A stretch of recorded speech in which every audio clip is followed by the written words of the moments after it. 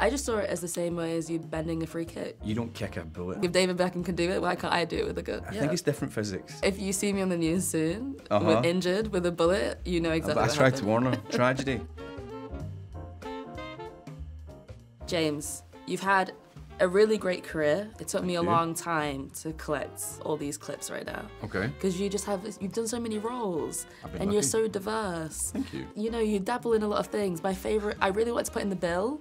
Oh my God. I wanted to throw it all the way back, but next time around I might try and find a clip for the bill. But I wanted to ask you, in your whole career, what has been your most favorite thing to play, just took you out of the box that you could maybe want to go back to? Oh, I want to go back. I don't know if I want to go back to anything. I loved Atonement just because I loved that character and I love that relationship with Kira's character, Cecilia, so much that it felt like, I don't know, it felt like they were real people, you know, that I was telling somebody's life story even though they were completely fictional. Can you guess what we've got coming up? I can see a bit of Mr Tumnus from the Chronicles of Narnia. You know, that could be anybody's legs. That could be a horse wearing a scarf, any goat feet, chewing an umbrella. Were you hiding from me? Oh.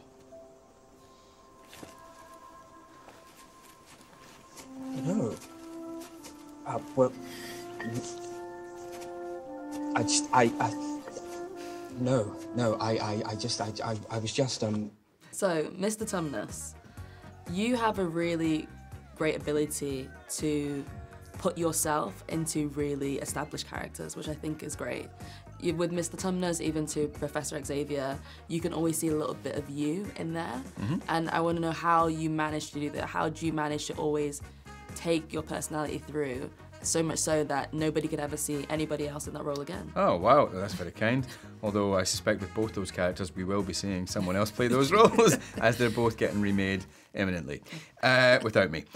So, I don't know. Look, I think it's just all you got is yourself, and you know, I'm a very different beast to Mr Tumnus, but you look within yourself and you look for the aspects of that character that may not be developed in you, and you imagine them growing, and you imagine what would have had to have happened to you in your life to make you like that. And that's the same as to Speak No Evil, with how despicably abusive and violent and narcissistic and Machiavellian he is. Those aren't prime drivers for me, but what would have happened to me to have made me like that?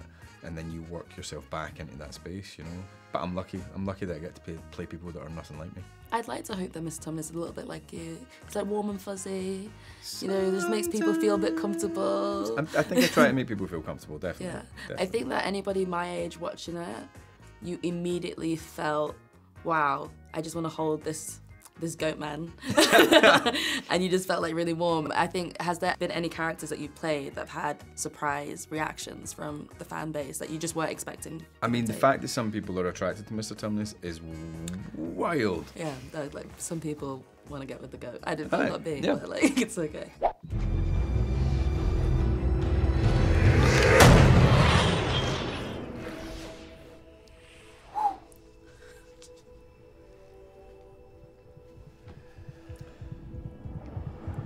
Oh dear, there's a young me.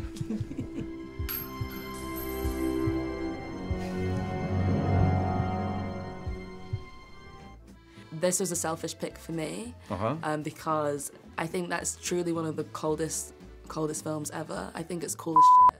Thank you. I think it's really good. I think it's really good too. Yeah, I think it's it's so nihilistically violent, but I love it. Yeah, but I wanted to know, when you read the script initially, was there a point of view oh my God, this is so sick, this is incredible? Yeah, yeah, totally. I thought I'm never going to get this part, but I think it's wicked.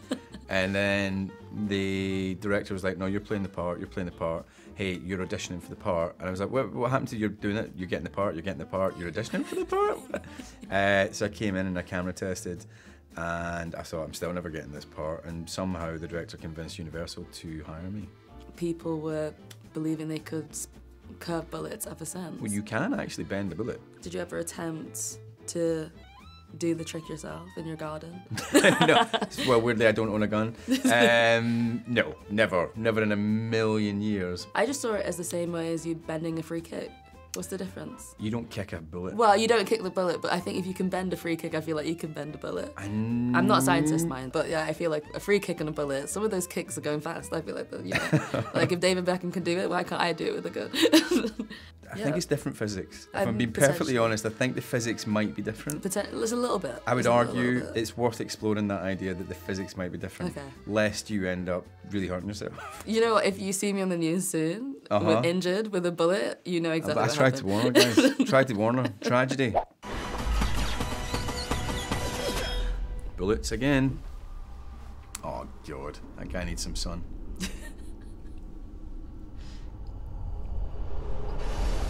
Oh, and a paramedic. She's a makeup wipe. So again, making a character your own. Professor Xavier, obviously we'd seen Patrick do a really great portrayal, and at the time when people were remaking, the talks of the remake were like, nobody can ever take this role on, nobody can ever take this role on. You came and you absolutely killed it because Thank you. You're, again, a talent that goes through the ages. Did you ever have any apprehension taking on that role after basically walking in Patrick's footsteps? No, not at all. I think if I was having to play the character the same way that Patrick had played it, and basically if it was just a recast, I think I would have found that, yeah, I felt intimidated there, or I felt like I don't actually want to do it. But taking him back so much younger, I think effectively it didn't feel like a recast. It felt like I was playing a different character because he was a different person at a different time in his life. And almost the whole purpose of going back was not to go, it's just like the one you've seen before. Yeah. It was almost incumbent upon you to go, look how different he was. Otherwise, why are we doing it? Okay. So Patrick portrayed so much wisdom and selflessness. I would portray like foolhardiness and selfishness. Then he has a big, big, big journey to go on because of that. So I didn't feel intimidation at all. I hadn't worked for about a year because I decided to stay at home with a newborn, and we weren't like, didn't have nothing in the bank, but we had to get some work. And that filmed 40 minutes from my front door. Oh, yeah. And it was X-Men, which I loved as a kid. I read, there wasn't even a full script, there was like 40 pages at that point, and it wasn't 100% there yet. And my agent was like, what do you think? And I was like, oh, it's genius, and just because I was like, it's X-Men, Exactly. I need to work, it's 40 minutes from my front door, I don't need to go abroad, I'm doing it. And I loved the character and I loved the cartoon when I was a kid, so it was a no-brainer. The new Deadpool, I was a little disappointed that I thought maybe you would make a cameo, but then in the credits they had that whole X-Men timeline thing, and I actually got like quite teary. Like I love X-Men so much, so thank you for that. Oh! I was like, what is this? Aw, you guys, look at all my guys. Shit. Hey, that fortune cookie's looking at me! Watching it feels like you're watching like a 2-hour-long fever dream, and I wanted to know, whilst filming, does it feel like a fever dream? Like it just feels like it's there to mess up your brain constantly? I was genuinely scared of Pennywise, as played by Mr Skarsgård, getting to walk about in Andy Muschietti's version of Stephen King's mind in Stephen King's Derry, town of Derry, was amazing, but it was unsettling. It was really, really unsettling at times. You had to shake it off every day. Yeah, it didn't take it home, mate, don't get me wrong, Yeah. but like anything I had to do with Pennywise was, genuinely, I had bad dreams about it. And Yeah. to be honest, I'm not surprised. I'm sure you had bad dreams of this character as well, if we can play the next one. No, not really, of the beast. Your Oh, crumbs. rejoice! Oh, yeah. The broken are the more evolved. She's just thinking, what is he doing? Why does he get so much spit in his mouth and blood? When you have like, we watch things like this and this is harrowing. Like that was like, to me. Have you ever rewatched yourself and be like, God, Jesus Christ, where was I going with that? Yeah, I think sometimes I watch a film and I'm like, didn't nail that. Sometimes I watch whole films and I go, woo, we didn't nail that. But that one works. Out of context, that scene is quite embarrassing to watch. Yeah, it's weird. It's weird watching yourself do that kind of extreme stuff. Have you ever like watched your own film and almost been a bit scared of something that you've done? Yeah, a little bit. And you're also watching it technically to go like, am I hitting what I wanted to hit? Because that's the only thing you can really do. You can't tell whether it's good or not, because that's up to someone else to say. Yeah, true. But sometimes you go like, oh yeah, I meant to do that, and I really managed it. Yeah. Doesn't mean anybody thinks it's good. Or you kind of go like, God, I was really reaching for something and I never quite got it, you know? I think we're gonna hit the road. Yeah. Yeah, of course. You know, we had a really great time. Well, I hope so. I know we can both be... A bit much.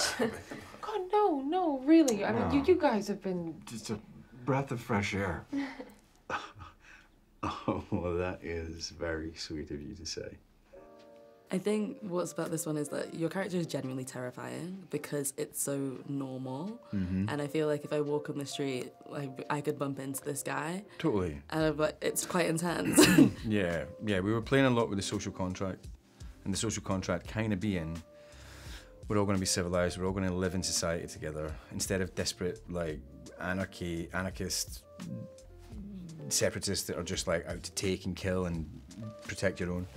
We all pay taxes, so we all get the NHS. We all pay taxes, so we get the protection of the police. The part of that contract is we don't behave like animals, and we don't kill, and we don't steal, and we don't do all these things. Of course, people break that, but he breaks it so much. But he breaks it with a veneer of friendliness and civility. And there's not a lot of people who do that so joyfully. Some people are pushed to behave outside of that contract through desperation or through social hardship or whatever, but he's doing it because he enjoys it. Yeah, which makes it even more terrifying. Yeah. And you played him so well. Thanks, man. Cheers. So, enough of me gassing you up. Cheers. I really appreciate it, Thanks though. for chatting. Thank you.